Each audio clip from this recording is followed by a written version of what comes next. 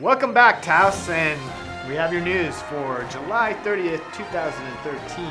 But before we say a word, we want to make a little disclaimer. The views and ideas expressed on this broadcast Are solely ours. and not those of Channel 22, UNM, UNM-Taos, the town of Taos, Town of Taos.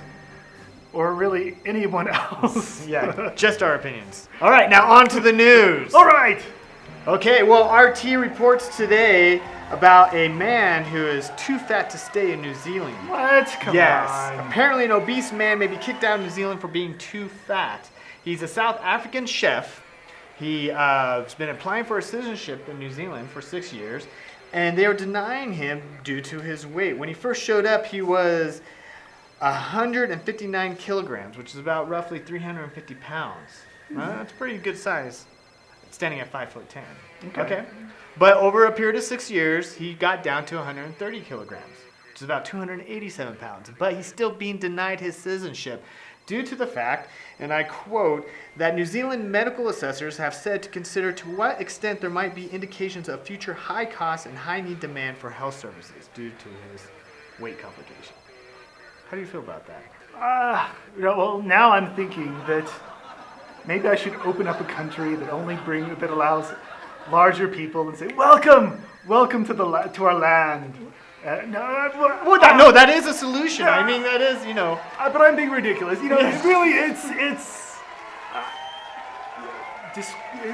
Sounds like discrimination to me on the basis of someone's weight. Yes, you're saying that they are in control of that aspect of who they are, that the weight issue, and specifically New Zealand. It's strange that they would even have a weight limit on those who can become citizens. They are third in the developing world for obesity. Right after New Zealand? Yes, and guess who's number 2? Well, it can't be us because we got to be number 1. Yeah, we're number 1. It's Mexico, then United States. Now, we really do have a weight problem in this country, wouldn't you say? I mean, it's now considered a disease, obesity. With related stories, patients become too heavy for medical emergency helicopters in this country. They just need to make better Helicopters? Come on, that's the solution for everything. Or they kick out the co-pilot, right? See, you need an autopilot. Who needs a co-pilot? They're just extra weight anyway. Okay, well, what about this? Boy Scouts shun obese members as the controversy continues. Apparently, there's some fat Boy Scouts out there. The BSA does not like their little chubby scouts, and they discourage, Boy Scouts from being obese. Maybe their clothing supplier is because of this. They make little short pants. Yeah, they can't fit the shorts and the uniforms, or the socks, the little scarf. Look, the Boy Scouts have been messing up on quite a few things. You're right. And it should not be a marker for cultural correctness. Okay, well, let's see. Moving on to New York Times, we have the Pope on gay priests. Well, yes, I just heard that the Pope is saying that he will not judge gay priests. And, if that were a reality, then maybe that's a very, very good thing to hear. But, isn't it half the Pope's deal to be judging people and saying, "Oh, you're okay with this or that or no"? I don't know, but he hasn't, gone on the fat wagon yet, the fat bandwagon. He's not hating fat people, right? Yes. Well, as we saw, he has a much lighter Pope-mobile. Yes. It may not be able to carry a larger Pope. Yes. So, we're in trouble when we have a Pope that's like 350 pounds or something. Yeah, we'll be in the Dark Ages essentially. They had popes that big. So. What else is going on in the world today? What's going on? Well, there's this big controversy about a Marine holding an umbrella for President Obama. Apparently, it was raining while the president and some other dignitaries were giving a speech, and they don't have always a canopy or something to shield them from the rain, and so whoever's attending the president at that time whips out an umbrella. And some conservative voices are, like Sarah Palin, are out there saying that it's offensive to have a Marine holding an umbrella in the rain. And there is, a little bit of a policy there where Marines are supposed to stand in the rain without umbrellas because I guess it's the manly Like the thing postmaster to or the yeah, post yeah. office people. do. Don't let sleet or snow or Stop the mail. stop the mail or the your bullets. Marines. So yes. Well, I hear that actually the Marine was holding the umbrella for the teleprompter. So it doesn't look, short circuit. Well, that is offensive. Let those things go sizzle and pop. Anything else in the news? Let's see.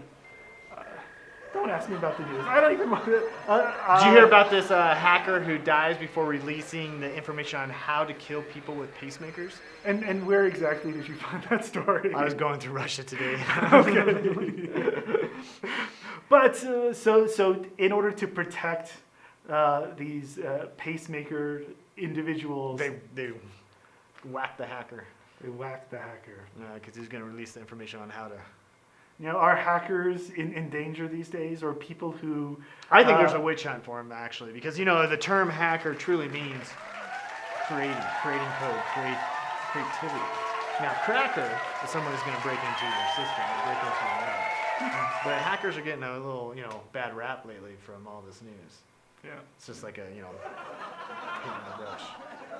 So speaking of hackers and crackers and hackathons and whatever, there is something happening in Vegas. Yes, DEF CON is coming to Vegas for the first time in the beginning of August rather than the end of July. Now, for people out there, what DEF CON is, it is the oldest hacking convention, on for like 20 years now. I think this is the 21st year now that they're doing this. Okay. I will be reporting from DEF CON in Las Vegas. Great. So we'll do some Skyping and stuff like that.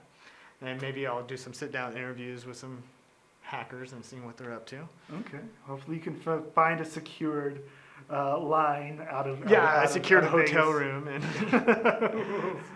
We'll see. Okay, well, great. Now, since you're off to Vegas, before you leave, why don't you give us the news? No, weather. The weather. The weather. Okay. The weather. Yes, I am off to give the weather, and I will report the weather of Taos from Vegas via satellite. Okay. Whatever. So, anyways, off to do the weather. Okay. See ya. All right. And now, let's get some weather from Robert. Thanks, Enrico, and good day, Taos. I have your weather report for July 30th, 2013. We have a high of 87 degrees and a low of 51 degrees. 20% chance of rain, 33% humidity. We are 11 on the UV index.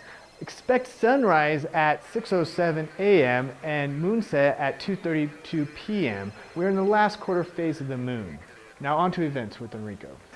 Thanks, Robert. And now let's hit some of the events for Tuesday, July 30th. First off, over at the TCA, there's a new movie, Paradise Love.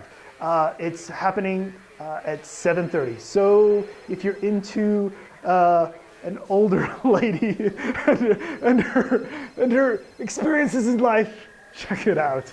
Also, for maybe more people, there's a Monkey Feeders are back, and they're playing over at the Alley Cantina at 9:30. They're great sort of cover band to a certain degree. If you want to go just dance the night away, they're the best thing going on Tuesdays. My goodness, when nothing's happening in this town. Also, for you, any of you artists out there, at 10 o'clock, a local artist who's really talented, Elizabeth Jose, is running a workshop where everyone's working from a live model. It's $10. You probably want to contact her before you go over because she's in London at the moment, and it might not be happening this Tuesday, but it's starting up as soon as she gets back. Contact her at elizabethjose.com. And that's it for Tuesday, the 30th. Hope to see you tomorrow. Bye.